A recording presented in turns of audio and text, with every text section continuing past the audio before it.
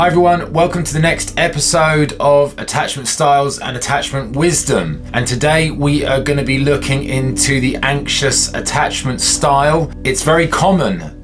You will have seen it either in yourself or in those you have loved or been in a relationship with. So today we're going to look in a bit more detail at the behaviors, the emotions, and how it shows up in relationship. So let's do this. So the anxious attachment style is very, very common. And at its heart, what's at the root of that anxiety is a fear of abandonment or a fear of loss to the relationship.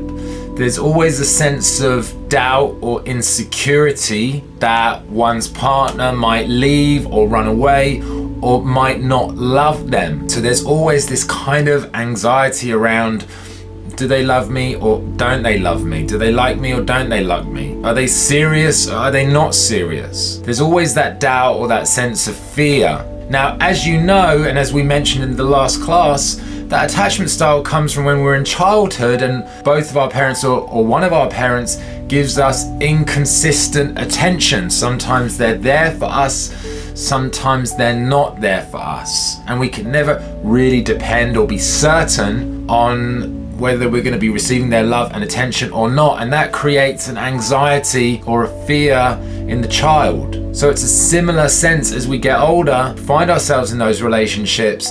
It's that anxious attachment style that's always anxious, not necessarily sure. So this anxiety in the relationship can manifest in many different ways. For example, maybe there is a requirement for reassurance, and a lot of the time the anxious attachment person might feel that they need reassurance from their partner, reassurance that their partner loves them, that they want to be with them, reassurance that they're serious or that they're committed. And obviously reassurance is an important thing, but sometimes for the anxious type, they can want a lot of reassurance, and sometimes that consistent demand for reassurance can actually have the opposite effect in terms of pushing people away. It's like a never-ending doubt. Sometimes when we feel anxious, we can become or we can feel very clingy or needy, and also there are those emotions of feeling jealous or potentially possessive. And again, that all happens because there's a fear of loss to the relationship, so that sometimes a need to control or be certain or know exactly what is going on with their partner. And again, that behavior that's based on those feelings of anxiety can have the opposite effect in terms of pushing their partner away. And that's the irony, that obviously that's the anxiety person's greatest fear, is of being abandoned, but sometimes their behavior can actually push their partner away, so it can have the opposite effect. And we would say that was a self-fulfilling prophecy. So we've already mentioned that there can be a constant need for reassurance, a requirement to check that they love them, that they accept them, that they are wanted. And we can also have feelings of jealousy and possessiveness, even when there's no threat to the relationship. Now, sometimes there is a threat to the relationship, but when you have the fear of abandonment, the fear that your partner might leave you, that's what we call a schema. Now, in therapy terms, a schema is essentially a lens that we look at our life through. And when we were very young, we made a decision about ourselves. And one of those decisions that the anxious person makes is that they can't necessarily trust or count on other people. And imagine that's like a pair of sunglasses they put on to look at life through. Put these sunglasses on, and when you look at the world through the glasses, it makes you see particular things. So if you put the glasses on that to do with fear of loss to your relationship, you are going to be looking, your radar is going to be switched on to looking for evidence that your relationship is at threat. Everything is viewed through that relationship. So everything is viewed through that lens. So imagine you put those glasses on and you see your partner on a phone call and you don't know who they're speaking to. You might think, who are they talking to? Maybe They could be talking to somebody else, and maybe they could be talking to another partner or somebody else they have feelings for. I need to know who they're talking to, because you're viewing it through your lens. Or you could see your partner at a party or at a bar, and they could be chatting to another guy or a girl, and again, through your lens, you're going to be thinking, they're going to leave me. So when we put this lens on, it's like a filter. That means that we interpret all these situations in life through a particular lens. So again, when we have these sunglasses, these, let's call them anxious type sunglasses, everything is viewed from that perspective. And what that means, a lot of the time, the anxious person will overanalyze and analyze everything, every single situation, every single conversation, every single behavior, every single text gets viewed through that lens. If a text is delayed, they might view it through, this person's not serious, this person doesn't care about me, this person doesn't love me, this person's gonna leave me.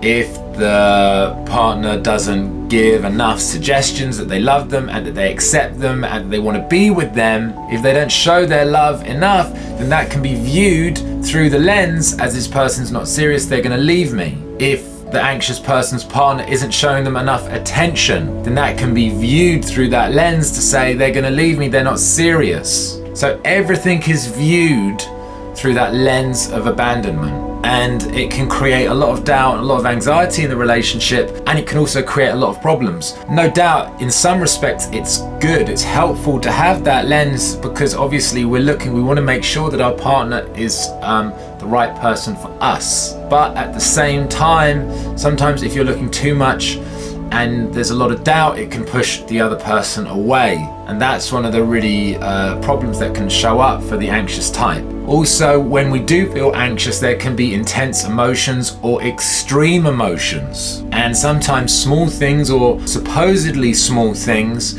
can become very big things. For example, you could have a delayed text. You could be late for a dinner or an engagement. You might forget to make a phone call. There could be a whole range of different small things, but when viewed through the anxious lens, they can become big things. And the reason they become big things is because if you make it mean that if someone doesn't text you on time, it means that that person doesn't love you. If you make it mean that, then you're going to react, and you're going to be reacting to the story that you have. So in reality, we have what's actually happening in reality, the observation. For example, a text is delayed, or a late text, or whatever the problem is, and then we have our evaluation. The evaluation is the story we give it. It's the meaning that we give that situation. And that anxious type, and to be honest with you, this is something we all do, but specifically for this scenario, for the anxious person, they will give everything a meaning. And that meaning will be a meaning that's been created through that fear of abandonment. So it's like this all-encompassing viewpoint that affects the whole relationship. Now, it's no fun if you are an anxious type. It's no fun in a relationship sometimes, because you are anxious a lot of the time. It's stressful, it's not easy. You want to enjoy your relationship, you want to have fun, you want to enjoy your loved one, and sometimes when you're always feeling anxious, it's really difficult. Now, as we go on, we're going to look at some of the different dynamics, and we're going to talk about what an avoidant type is and what a secure type is, right? Now, if an avoidant type, a lot of the time, if you have an avoidant person who is afraid of intimacy or fearful of intimacy, wants to keep their distance, wants to keep their own space, then that's the opposite to what the anxious person needs, and it's only going to make them more anxious. Alternatively, if you are a secure person and you're happy to give the anxious person the reassurance that they need, then the two can come together, and slowly over time that anxious person can become less anxious. At least that's the idea. So there are so many different triggers for the anxious person. For example, when we're looking at the dating world, inconsistent messaging, inconsistent communication.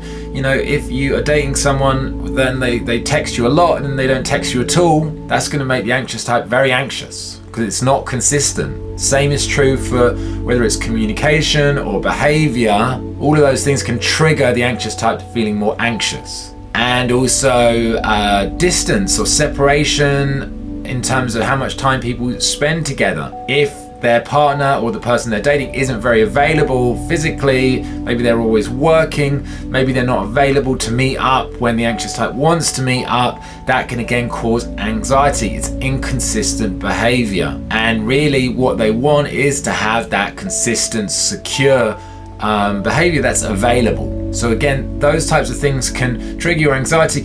And if you've been dating online, a lot of the time, I'm sure you've been in situations where the person you like is inconsistent in their messaging, and also maybe they're inconsistent in when they're available. And these are telltale signs that are going to trigger your anxiety if you are an anxious type. Any threat to the relationship can be a trigger for the anxious type. Now, there's a term called hypervigilance, and what that basically means is we are hypersensitive to what I would call threat cues. Now, a threat cue is any potential threat signal to your relationship. So anything at all that could trigger your fear that your partner's going to leave you or abandon you is a threat cue. And as an anxious type, we are hypervigilant, hypersensitive to that, so we can protect ourselves from our anxiety and from loss to the relationship. So all sorts of things can be triggered and can trigger you. And in particular, there's a term called ambivalence. Now, when someone is ambivalent, they might not appear to care.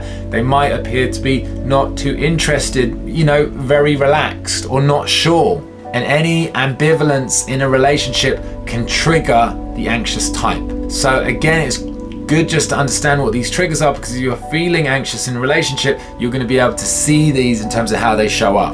And I'm sure you can imagine that hypervigilance is tiring for you and your partner. It's tiring to be anxious and to be, on guard all the time. And also it's difficult for your partner because everything they do is making their partner anxious, and that's stressful. Nobody wants to be in that situation. And also, when we have that anxious type, we have a strong need for support, emotional connection, and physical connection. That needs to be consistently given. And when it's not consistently available in the relationship, that's going to cause anxiety for the anxious type. So I hope this has given you a sense of what the anxious type is, how it works. We're going to dig into it in a bit more detail over the course.